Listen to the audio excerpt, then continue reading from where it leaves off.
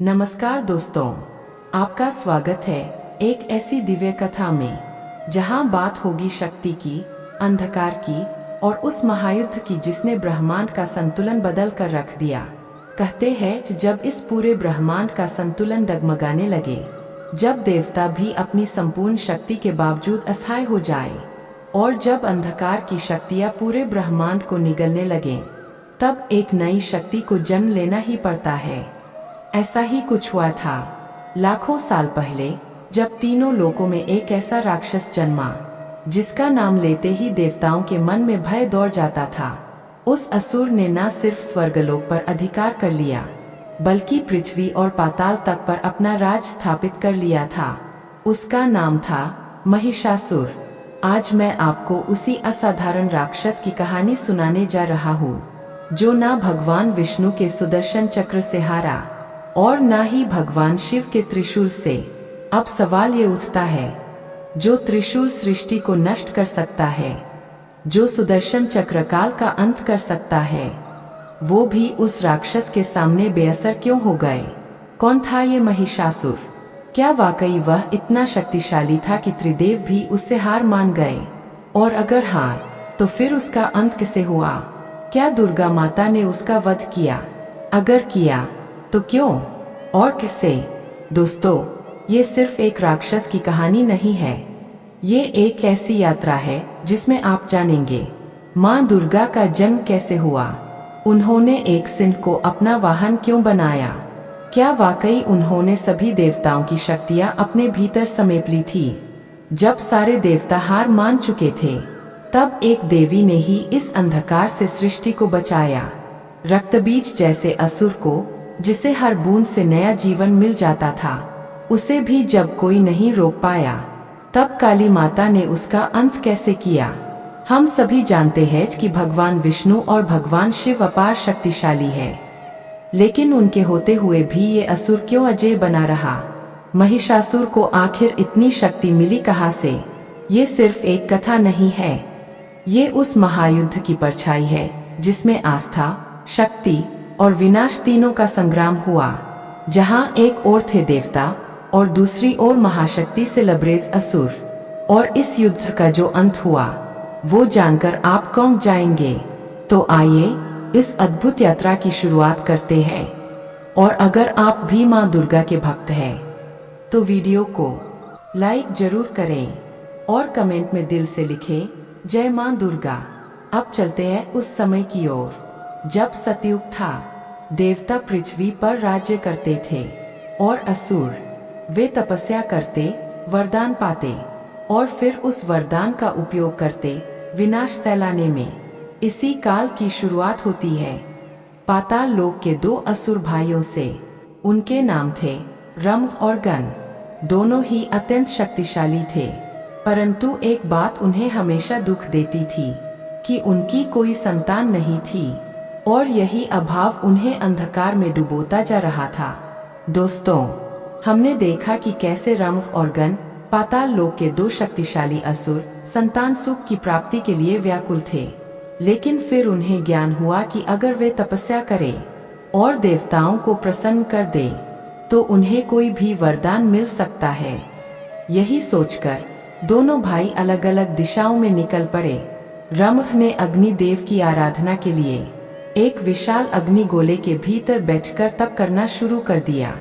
वहीं कृण ने अपनी आधी देह जल में डुबो दी और वरुण देव की तपस्या करने लगा। उनकी साधना कठोर थी। वर्षों तक दोनों ने अपने तन, मन और प्राण समर्पित कर दिए। उनकी तपस्या की ऊर्जा इतनी तीव्र थी कि देवलोक तक उसकी लहरें पहुंचने लगीं। इंद्रदेव को भी इसका आभास हो गया। उन्हें डर था कि यदि इन असुरों को वरदान मिल गया, तो वह दिन दूर नहीं जब स्वर्ग की सत्ता खतरे में पड़ जाएगी। और तभी देवताओं के राजा इंद्र ने एक निर्णय लिया, इनकी तपस्या को भंग करना होगा। इंद्र ने एक मगरमच्छ का रूप धारण किया और पहुंच गए कृण के पास, जो गहरे ध्यान में झील के भीतर लीन था। अचानक हमला हुआ और कृण की मृत्यु हो गई। उधर अग्नि के गोले में तप कर रहे रम को अपने तप की शक्ति से यह पता चल गया कि उसका भाई मारा जा चुका है और उसका वध किसी और ने नहीं, स्वयं इंद्र ने किया है। अपने भाई से असीम प्रेम करने वाला रंभ अब क्रोध और शोक में डूब चुका था। उसने अपनी तपस्या तोड़ दी और तलवार उठाकर अपने प्राण त्यागने ही वाला था कि तभी अग्निदेव प्रकट हुए। उन्होंने रंभ को रोका और कहा, तुमने मुझे प्रसन्न किया है, वर मांगो। रंभ अब साधक नहीं, एक बदले की आग में जलता असुर था। उसने वरदान मांगा, एक ऐसी संतान जो इंद्र को पराजित कर सके और तीनों लोकों पर राज्य करे। अग्निदेव जो वचन के बंधन में बंधे थे, पीछे नहीं हट सकते थे, उन्होंने कहा, जो भी स्त्री तुम्हें प्रेम से अपनाएगी उसके गर्भ से तुम्हें एक महाशक्तिशाली संतान प्राप्त होगी। यह एक विचित्र परंतु असाधारण वरदान था और यहीं से उस कहानी की नींव पड़ी जिसने आगे चलकर महिषासुर और मां दुर्गा जैसे चरित्रों को जन्म दिया। Glowing star. समय बीता और पाताल लोक में एक महिष कुल की राक्षसी महिषी रंभ से प्रेम करने लगी। दोनों के प्रेम ने समाज की सीमाओं को तोड़ा। उन्होंने विवाह कर लिया, परंतु यह रिश्ता महिष वंश को स्वीकार नहीं था। महिष वंश ने क्रोधित होकर दोनों पर आक्रमण कर दिया। उस समय महिषी गर्भवती थी। युद्ध में रंभ वीरगति को प्राप्त हुआ और महिषी अपने गर्भ में संतान लिए जान बचाकर भागी। वह पहुंची यक्षों के क्षेत्र में। यक्षों ने उसकी सहायता की और रंभ की अंतिम यात्रा के लिए चिता तैयार की। लेकिन प्रेम की पराकाष्ठा देखनी हो तो महिषी को देखो। उसने जलती चिता में छलांग लगा दी और ठीक उसी क्षण दो चमत्कार हुए। फायर। चिता की अग्नि से जन्मा एक ऐसा राक्षस जो आधा भैंस और आधा मानव था, जिसकी आंखों में आग और शरीर में अपार बल था, जिसका नाम पड़ा महिषासुर। और उसी अग्नि से जन्म हुआ एक और राक्षस का जो रंभ की आत्मा का ही पुनर्जन्म था, जिसकी शक्ति इतनी विचित्र थी कि उसके रक्त की हर बूंद से एक नया राक्षस जन्म लेता। उसका नाम पड़ा रक्तबीज।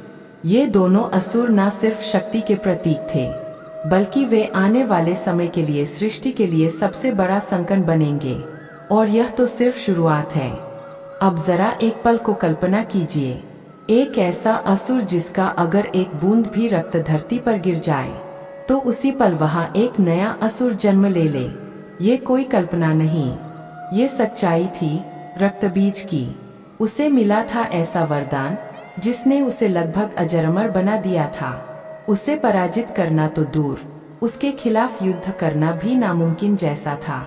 इधर रक्तबीज पाताल की ओर बढ़ चला, लेकिन महिषासुर का मन इससे भी आगे बढ़ चुका था। उसकी लालसा थी तीनों लोकों का स्वामी बनने की। स्वर्ग, पृथ्वी और पाताल, हर जगह उसका राज हो, यही उसकी महत्वाकांक्षा थी। और इसी अभिलाषा को पूरा करने वह ब्रह्मा जी की तपस्या करने निकल पड़ा। साल बीतते गए। तपस्या की अग्नि और महिषासुर की भक्ति ने ब्रह्मा जी को प्रसन्न कर दिया। जब ब्रह्मा जी प्रकट हुए तो बोले, वत्स, जो चाहे वरदान मांगो। महिषासुर ने बिना एक पल सोचे कहा, मुझे अमरत्व चाहिए। ब्रह्मा जी मुस्कराए, जो इस सृष्टि में जन्म लेता है उसे एक न एक दिन मरना ही होता है। अमरत्व संभव नहीं, कोई और वरदान मांगो। महिषासुर थोड़ा सोच में पड़ा, फिर बोला, तो मुझे ऐसा वरदान दीजिए कि कोई भी देवता या असुर मुझे ना मार सके। ब्रह्मा जी ने वरदान दे दिया। महिषासुर प्रसन्न था। उसे लगा अब वह अमर हो गया है। उसका एक अंधा विश्वास था कि स्त्रियां कमजोर होती है, वे पुरुषों के बराबर नहीं हो सकती, वे सिर्फ सेवा और भोग की वस्तु है। उसे यह कल्पना तक नहीं थी कि उसकी मृत्यु का कारण भी एक स्त्री ही बनेगी। टॉर्नेडो। अब वह दिन आया जब महिषासुर ने इंद्रलोक पर हमला कर दिया। देवताओं की सेना पराजित हुई। इंद्र अपमानित होकर स्वर्ग से बाहर निकाले गए और महिषासुर बन बैठा स्वर्ग का राजा। लेकिन वो यही नहीं रुका। पृथ्वी और फिर पाताल लोक। महिषासुर ने धीरे धीरे तीनों लोकों पर अपना आधिपत्य जमा लिया। उसकी सेना विशाल थी और उसका आतंक इतना भयानक कि अब देवता भी उसके आदेशों का पालन करने लगे थे। उसे लगता था, जब ब्रह्मा ने मुझे वरदान दिया है तो विष्णु और शिव भी मेरा कुछ नहीं बिगाड़ सकते। अब वो संसार का एक छत्र राजा बन चुका था। उसके मन में यह विश्वास गहराता गया कि कोई भी उसे हरा नहीं सकता। Trident emblem. अब देवताओं का धैर्य टूट चुका था। वे सभी पहुंचे वैकुंठ, जहां भगवान विष्णु विराजमान थे। सबसे पहले इंद्र ने कांपते स्वर में उन्हें पूरी बात बताई कि कैसे महिषासुर ने तीनों लोकों पर अधिकार जमा लिया है और अब देवता उसके दास बन चुके हैं। भगवान विष्णु ने गंभीरता से कहा, ये संकट सिर्फ स्वर्ग का नहीं, पूरे ब्रह्मांड का है और ब्रह्मा जी का दिया हुआ वरदान अटल होता है। हमें कोई अन्य उपाय खोजना होगा। थोड़ी देर विचार के बाद विष्णु जी, ब्रह्मा जी और सभी देवता साथ में पहुंचे कैलाश, जहां शिवजी ध्यान में लीन थे। जैसे ही शिवजी को महिषासुर के अत्याचारों के बारे में बताया गया, उनका तीसरा नेत्र खुल गया। क्रोध की अग्नि में वे जल उठे। युद्ध का शंखनाद हुआ। देवताओं की सेना राक्षसों के खिलाफ मैदान में उतरी। विष्णु जी का सुदर्शन चक्र और शिवजी का त्रिशूल दोनों एक साथ महिषासुर पर बरसे, लेकिन कुछ हुआ नहीं। महिषासुर पर इन दिव्य अस्त्रों का कोई प्रभाव नहीं पड़ा। वह वहीं खड़ा रहा, अडिग, अजेय। युद्ध में देवता हारने लगे और तभी ब्रह्मा जी ने एक रहस्य खोला। वे बोले, महिषासुर को हम कभी भी नहीं हरा पाएंगे जब तक हम उसकी उस भ्रमित सोच को नहीं तोड़ते। उसे लगता है कोई स्त्री उसका कुछ नहीं बिगाड़ सकती और उसी अहंकार में उसकी मृत्यु छिपी है। अब समय था एक नई शक्ति के जन्म का। दोस्तों, अब आप जिस अध्याय में प्रवेश करने जा रहे हैं वह केवल युद्ध की कहानी नहीं, यह नारी शक्ति के जागरण की गाथा है। एक ऐसी स्त्री की कहानी जिसने देवताओं की हार को जीत में बदला, जिसने पूरे ब्रह्मांड को बताया कि जब स्त्री उठती है तो अधर्म का विनाश निश्चित होता है। प्रबीज। देवताओं की सभा में जब ब्रह्मा जी ने कहा कि महिषासुर को केवल एक स्त्री ही मार सकती है, तो इंद्र और कई देवता आश्चर्य में पड़ गए। क्या वाकई एक स्त्री उस असुर का संहार कर सकती है, जिसके सामने विष्णु और शिव जैसे देवता असहाय हो गए। लेकिन यही एकमात्र उपाय था। वो स्त्री कोई साधारण नारी नहीं होनी चाहिए। वो हो सभी देवताओं की शक्तियों का संगम। एक ऐसी देवी जो त्रिशूल से भी प्रचंड हो, सुदर्शन से भी तीव्र और वज्र से भी अडित। और तभी हुई एक ऐसी सभा जहां समस्त देवता एक साथ आए और अपनी अपनी दिव्य शक्तियों को एक ज्योति में विलीन करने लगे। महादेव ने अपना त्रिशूल दिया, विष्णु जी ने सुदर्शन चक्र सौंपा, इंद्र ने अपना इंद्रास्त्र चढ़ाया, वरुण देव ने जल का पाश दिया, अग्निदेव ने अग्नि की लपटें, सूर्य ने अपनी तेज किरणें, यमराज ने न्याय का दंड और वायुदेव ने गति की शक्ति।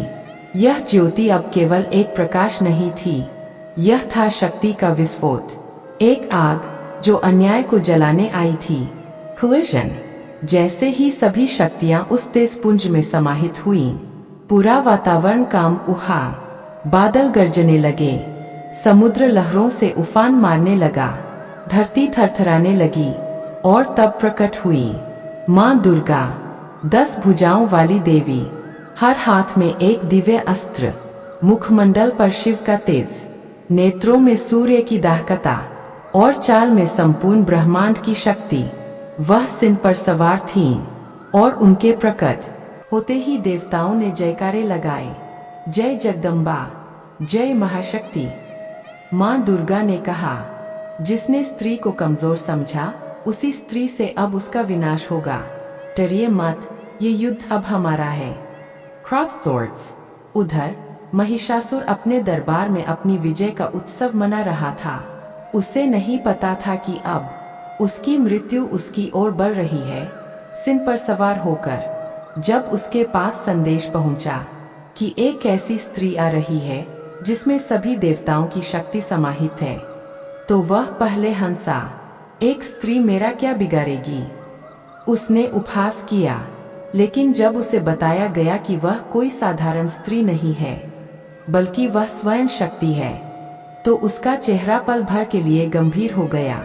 अब समय था युद्ध का आरंभ। मां दुर्गा रणभूमि में थी, सिंह की गर्जना के साथ, और दूसरी ओर खड़ी थी असुरों की विशाल सेना। महिषासुर ने पहले अपनी सेना भेजी, लेकिन मां दुर्गा ने सुदर्शन चक्र से उन्हें चीर दिया, त्रिशूल से नष्ट कर दिया, और अपनी तलवार से महिषासुर के सेनापति त्रिनेत्र का वध कर दिया। अब महिषासुर स्वयं युद्ध भूमि में उतरा। उसका आकार विशाल था, उसकी शक्ति अग्नि के समान प्रचंड, परंतु वह युद्ध करने नहीं, विवाह प्रस्ताव लेकर आया। देवी, मुझसे विवाह करो, मैं तुम्हें तीनों लोकों की रानी बना दूंगा। मां दुर्गा ने मुस्कुराकर कहा, जो स्त्री को युद्ध योग्य नहीं समझता, वही स्त्री आज तुझे मृत्यु का स्वाद चखाएगी। Cloud with lightning. अब आरंभ हुआ वास्तविक युद्ध। महिषासुर ने गदा उठाई और देवी पर वार किया, लेकिन देवी ने ढाल से रोका और त्रिशूल से प्रतिघात किया। उसने फिर रूप बदला, भैंसे का, हाथी का, सिंह का, हर बार एक नया छल, हर बार एक नया रूप, लेकिन देवी ने हर रूप पर विजय पाई। सुदर्शन से सूंड काट दी, वज्र से सिंह को धरती पर गिराया, और तलवार से उसके सींग काट दिए। महिषासुर समझ चुका था, यह युद्ध अब आसान नहीं है। फायर। यह युद्ध 1-2 दिन का नहीं था, यह चला पूरे 9 दिनों तक। हर दिन महिषासुर नया रूप धारण करता, और हर दिन मां दुर्गा अपना नया स्वरूप प्रकट करती। इसीलिए हम आज भी नवरात्रि के 9 दिन मां दुर्गा के 9 स्वरूपों की पूजा करते हैं। 1 शैलपुत्री पर्वत जैसी अडिगता, 2 ब्रह्मचारिणी तप और ज्ञान की शक्ति, 3 चंद्रघंटा भय का नाश करने, 4 कूष्मांडा सृष्टि की रचयिता, 5 स्कंदमाता रक्षा और वात्सल्य का प्रतीक, 6 कात्यायनी पराक्रम और युद्ध की देवी। दोस्तों, जब एक स्त्री उठती है तो वह केवल एक योद्धा नहीं बनती, बल्कि पूरे ब्रह्मांड का संतुलन फिर से स्थापित करती है। आज की कथा उसी महायुद्ध के अंतिम अध्याय की है, जहां धर्म और अधर्म आमने सामने थे, जहां एक स्त्री ने संसार को बताया कि शक्ति किसे कहते हैं। नवरात्रि का 7वां दिन था। मां दुर्गा ने लिया अपना कालरात्रि रूप, अंधकार को निगल जाने वाली वो शक्ति जिसके सामने रात्रि भी भय खा जाए। 8वें दिन वे बनी महागौरी, शांति, करुणा और सौंदर्य का प्रतीक, और 9वें दिन उन्होंने धारण किया सिद्धिदात्री का रूप, जिसने देवताओं को विजय दिलाई। इन 9 रूपों से हमें सीख मिलती है कि जीवन की हर परिस्थिति में हमें अपने अंदर की शक्ति का नया स्वरूप जगाना पड़ता है। और अब इस युद्ध का अंतिम क्षण आ गया था। टॉर्नेडो। महिषासुर ने फिर से अपना सबसे भयानक रूप धारण किया, एक विकराल विशाल भैंसा। उसके पांव जब धरती पर पड़े तो ऐसा लगा मानो प्रलय आ गया हो। धरती कंपने लगी, आकाश बिजली से चमक उठा, और देवताओं की सांसें थम गईं। लेकिन मां दुर्गा अडिग खड़ी थीं। सिंह पर सवार होकर उन्होंने अपना त्रिशूल उठाया, और जब महिषासुर ने प्रहार करने के लिए दौड़ लगाई, माता ने पूरा बल लगाकर त्रिशूल उसकी छाती में उतार दिया। Cross swords. महिषासुर तड़पने लगा। वो चीखा, देवी, मुझे क्षमा कर दीजिए, मैंने स्त्री को तुच्छ समझा, यह मेरी सबसे बड़ी भूल थी। मां दुर्गा ने शांत स्वर में कहा, तेरी मृत्यु तो तय थी, लेकिन तेरे नाम को मिटाया नहीं जाएगा। जब जब मेरी पूजा होगी, तू भी याद किया जाएगा। महिषासुर मर्दिनी की कथा में एक प्रतीक के रूप में, कि जब स्त्री को कमजोर समझा जाता है तो वही स्त्री संहारक बनती है। इतना कहकर माता ने त्रिशूल से उसका सिर धड़ से अलग कर दिया। तीनों लोकों में गूंज उठी एक ही आवाज, जय दुर्गा, जय भवानी, जय महाशक्ति। देवताओं ने पुष्प वर्षा की, ऋषियों ने वेद मंत्र गाए, इंद्र को उनका स्वर्ग वोना, पृथ्वी पर फिर से शांति लौटी, और ब्रह्मांड का संतुलन वापस स्थापित हुआ। पर क्या आप सोच रहे हैं कि युद्ध समाप्त हो गया? नहीं, रणभूमि में अब भी एक असुर छिपा बैठा था। रक्तबीज, एक ऐसा असुर जिसकी एक एक बूंद से हजारों नए रक्तबीज पैदा हो सकते थे। अगर उसकी एक बूंद भी धरती पर गिर जाए तो युद्ध कभी समाप्त नहीं होगा। तो क्या मां दुर्गा अब अकेले इस असुर का अंत करेंगी या फिर कोई नया रूप आएगा? जानिए आगे भाग में, जहां प्रकट होंगी काली मां और रचे जाएंगे इतिहास के सबसे अद्भुत युद्ध के अंतिम पन्ने। अब सुनते हैं भारत की सबसे शक्तिशाली कथा के अंतिम अध्याय में, जहां दुर्गा रूप में आरंभ हुई शक्ति अब काली रूप में संहार का प्रतीक बन चुकी है। आज की कथा उस राक्षस की है जिसे मारना आसान नहीं, नामुमकिन था, क्योंकि उसका खून ही उसका अस्त्र था। तो आइए प्रवेश करते हैं उस अंतिम रणभूमि में, जहां ना कोई सेना थी, ना कोई युक्ति, बस एक अस्त्रहीन देवी थी और सामने था रक्तबीज। रक्तबीज, उसकी आंखें जैसे अंगारों की तरह जल रही थीं और उसका शरीर पर्वत जैसा विशाल था। लेकिन उससे भी भयानक था उसका वरदान, ब्रह्मा जी से प्राप्त वरदान, कि यदि उसके शरीर से एक भी बूंद रक्त धरती पर गिरती तो वहीं से हजारों नए रक्तबीज पैदा हो जाते। यानी जितना लड़ो उतने ही दुश्मन बढ़ते जाए। रक्तबीज युद्ध भूमि में आया। देवता पहले से जश्न में मग्न थे, लेकिन जब उन्हें खतरे का अंदाजा हुआ तो सभी इकट्ठा हुए और एक साथ हमला किया। इंद्र ने वज्र से प्रहार किया, अग्निदेव ने अग्निबाण चलाए, वायुदेव ने आंधी की ताकत लगाई। पर जैसे ही रक्तबीज घायल हुआ, उसका रक्त जमीन पर गिरा और वहां पैदा हो गए हजारों नए रक्तबीज। यह देखकर देवता डर गए। वो सोच गए, यह महिषासुर से भी बड़ा संकट है। अब वे भागते हुए पहुंचे मां दुर्गा के पास।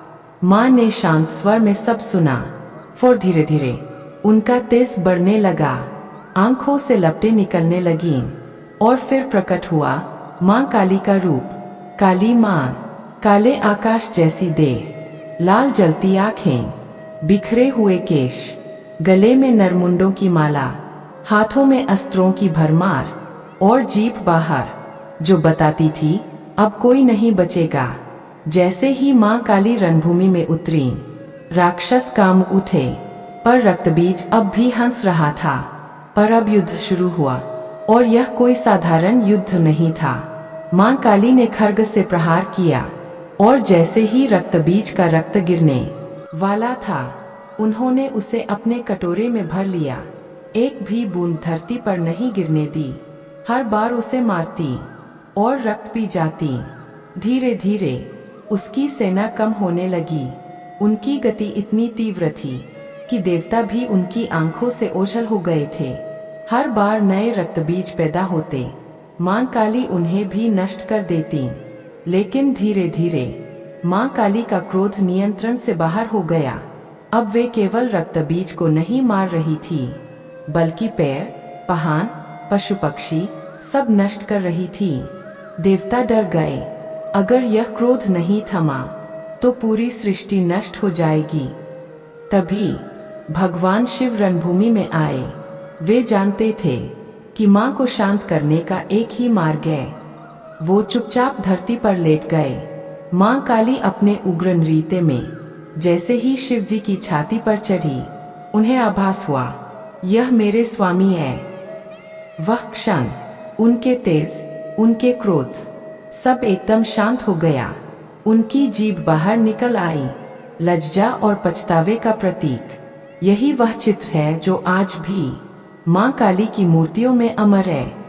शिव शयन मुद्रा में, मां काली उनके ऊपर और उनकी जीभ बाहर। इस तरह समाप्त हुआ महिषासुर और रक्तबीज जैसे राक्षसों का अंत। ना शिव, ना विष्णु, ना इंद्र इन राक्षसों को हरा सके, पर एक स्त्री जो शक्ति का रूप थी, जिसे दुनिया ने कमजोर समझा, उसने इस संसार को बचाया। यह कथा सिर्फ धर्म की नहीं, यह एक प्रेरणा है हर नारी के लिए कि जब अन्याय बढ़ता है तो दया नहीं, शक्ति की आवश्यकता होती है। अगर आपने इस पूरी श्रृंखला को यहाँ तक देखा तो आप सनातन धर्म के असली भक्त हैं। इस वीडियो को लाइक करें, कमेंट में जरूर लिखें जय काली मां और इसे अपने दोस्तों, परिवार और बच्चों तक जरूर पहुंचाएं। स्क्रीन पर आपको और भी पौराणिक कथाएं दिख रही होंगी, उन पर क्लिक करें और नई दिव्य यात्राएं शुरू करें। जय माता दी।